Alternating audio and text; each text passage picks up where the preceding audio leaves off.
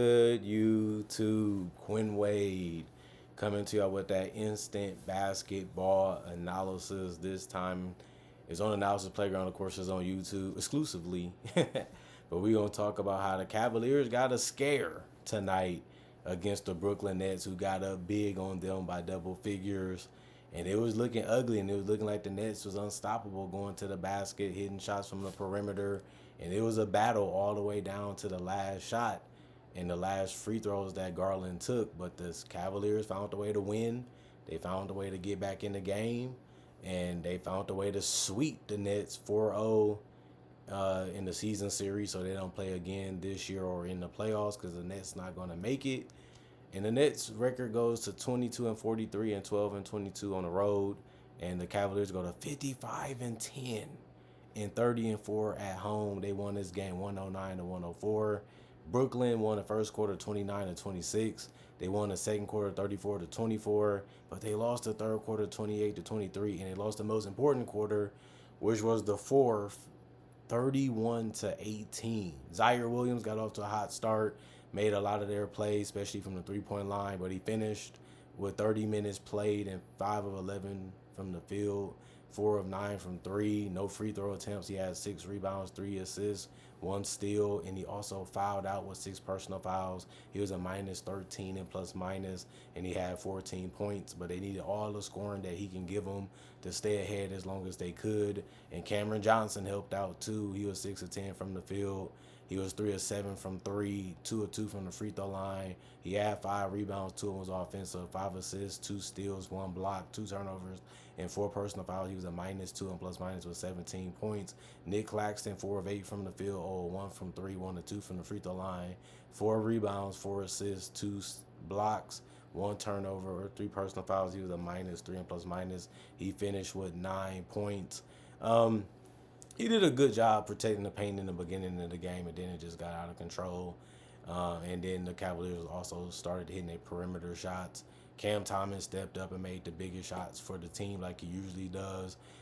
He's a bucket, 10 of 22 from the field, 4 of 11 from 3, 3 of 3 from the free throw line, 1 rebound, 3 assists, 1 turnover, minus 6 and plus minus. He led the entire team with 27 points tonight.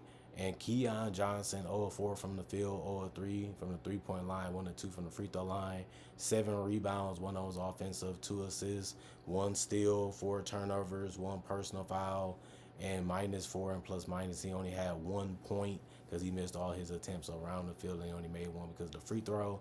But he did that in 29 minutes. That just can't happen. And another thing that was bad, he was the only player to even rebound the ball great besides Day'Ron Sharpe, and there was only 7. Their highest leader in rebounds was 7. Their highest leader in assists was 6. And that was actually Trendon Wofford, who came off the bench and played 20 minutes. He was 1 of 3 from the field. He had 5 rebounds, 1 of those offensive, 6 assists, 1 steal, 3 turnovers, 3 personal fouls, minus 3 and plus minus, and he only had 2 points tonight. Jalen Wilson was 3 of 5 from the field, 1 of 3 from the three-point line, 2 of 3 from the free throw line, 3 assists, 2 steals, 2 personal fouls, and he was a plus 3 and plus minus. He finished with 9 points. Noah Clowney brought some offensive edge to them in the 17 minutes that he played. He was 4 of 7 from the field, 3 of 6 from 3, 1 of 2 from the free throw line, 1 rebound, 1 assist, plus 7 and plus minus. He was the only guy to get in double figures in any statistical category off the bench with 12 points tonight. Day'Ron Sharpe, he was 4 of 6 from the field. He had 7 rebounds, 2 of them was offensive, 2 assists, 1 steal, 1 turnover. He was a minus 2 and plus minus with 8 points. And then Tyrese Martin was 2 of 8 from the field. Took the most shots off the bench tonight, but he was 1 of 4 from 3, and he took no free throws, 2 rebounds, 1 of those offensive, 2 assists, 1 steal, 2 personal fouls up, minus 2 and plus minus for him. He finished with 5 points. The bench could have did a little bit more. You would hope that they did because the starters, there was 2 of them that didn't score in double figures, which means they needed guys to come off the bench and really help them offensively, and they just didn't have enough from the bench today. Unfortunately, it happens like that, but it's game to game. The rest of the guys did not play injury or coach's decision. 39 to 84, 46% from the field. 16 to 44, 36% from 3. 10 to 14, 71% from the free throw line. 38 rebounds, 31 assists, 9 steals, 3 blocks, 12 turnovers, and 21 personal fouls. And then the Cavs, they rebounded really good in this game. They out rebounded them by 10, which was good to see. But they really started to make shots later in the game, and they still took a lot of threes, and they just couldn't drop them in at the percentage that they needed to be ahead in this game the entire time. But they got to the free throw line a lot, and they was able to convert them, and that's a good way for them to get in the game and win the game, especially when your shots fall a little bit more. But Evan Mobley, he was 9 of 13 from the field, 1 of 3 from the 3-point line, 2 of 2 from the free throw line, 9 rebounds, 2 offensive rebounds, 6 assists, 1 block, 4 turnovers, 1 personal foul, plus 2 and plus minus 21 points for him. Then you had Isaac Okoro that played 33 minutes. He was 3 of 10 from the field, 0 of 5 from 3. That hurt it, especially when he was also 0 of 2 from the free throw line. But he had 5 boards and 3 of them was offensive, with 2 steals and a turnover, and for 4 personal fouls, he was a plus 7, and plus minus was 6 points. Jared Allen, 7 of 12 from the field, 9 of 11 from the free throw line, 23 points, 13 rebounds, 6 of them was offensive, 1 assist, 3 blocks, 1 turnover, 1 personal foul, plus 9 and plus minus. This was one of his better performances this year, just gobbling up a lot of rebounds, just using that length and that size to protect the rim and finish strong in the paint. Darius Garland came on late in the game, but he was 11 of 24 from the field, took the most shots on the team today. He was 3 of 11 from 3. That was one of the problems too. He wasn't really having his 3-ball going, but he also did get to the free throw line. It was 5 of 5, and that was good to see.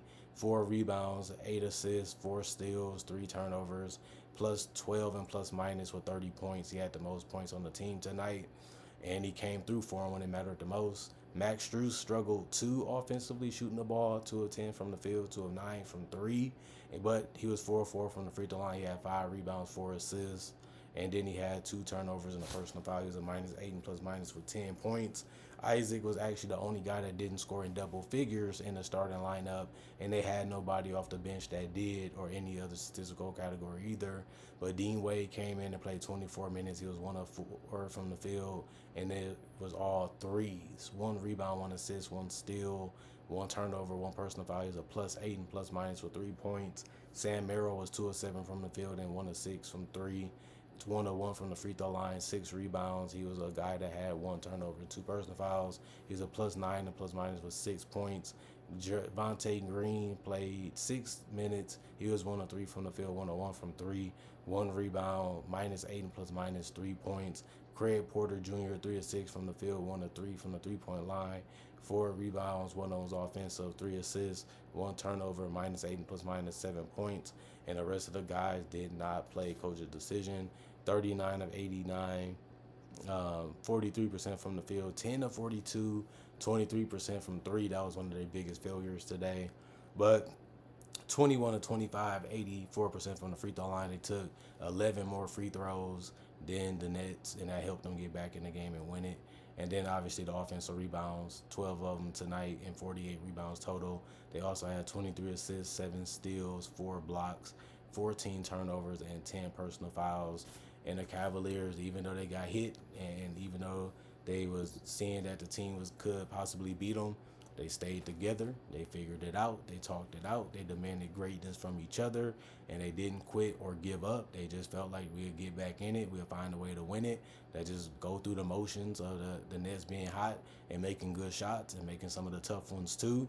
And we'll just slowly trust the process of, we know what we're trying to do. We know what we're trying to accomplish. Let's not get too far away from ourselves.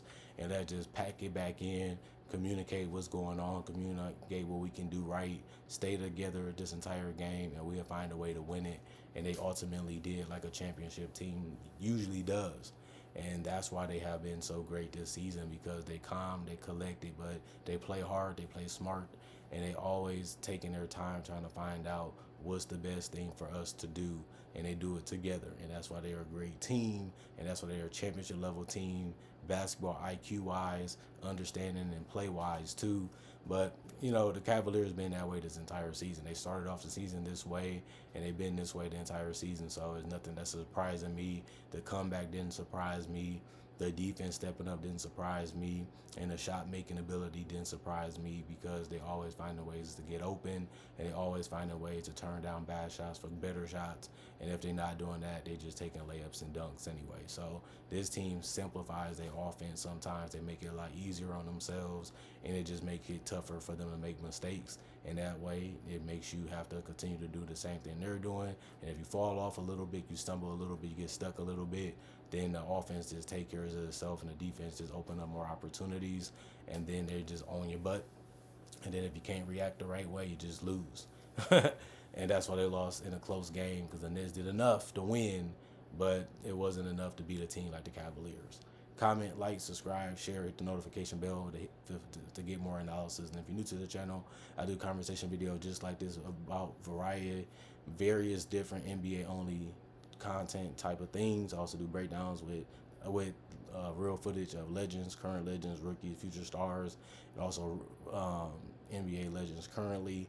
Not only that, I do mock drafts and also draft coverage. So you love that type of stuff. I got over 3,000 videos to show you what I do on my channel, what I have to offer, to possibly convince you to be a fan of this channel or even a subscriber on other platforms too, because I have my social medias on my channel. If you want to see me do some other things besides basketball related content that I only do on this channel, then that's the purpose of my social media. You can also hit me up on my email if you have something to talk about, something to do business wise or collaboration wise.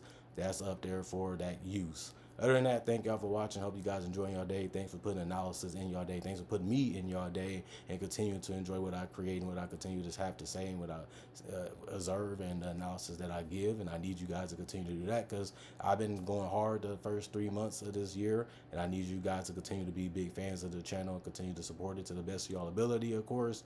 And that's all I can ask you guys to do. But since you guys usually do it, I have nothing really to complain about, because it's my job to make 2025 better than 2015, because that's my #1 goal on this channel this year. And honestly, it's the only goal, because I've been at it for 10 plus years, and now I just want to show that I can expand and be better and be greater and push myself to do that. And that's what I'm trying to do this year, and I think we're off to a great start. But that's just my analysis on that situation.